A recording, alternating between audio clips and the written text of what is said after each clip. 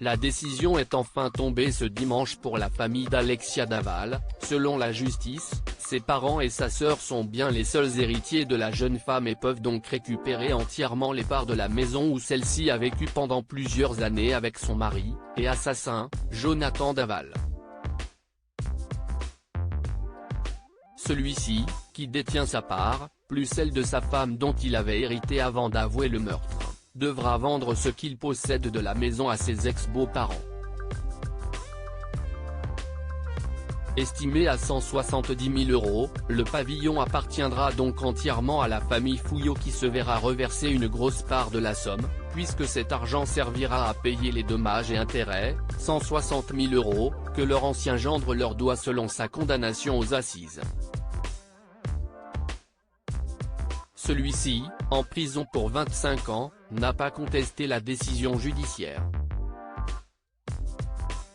À la mort de sa femme, il avait la plus grosse partie de cette maison de famille, lieu de bonheur et de tragédie, selon la famille de la jeune joggeuse. Cependant, selon la loi, il ne peut en réalité pas hériter d'une personne qu'il a assassinée et les parts sont donc logiquement revenues à la famille de la victime, violemment tuée après une dispute dans le couple dans la nuit du 27 au 28 octobre 2017.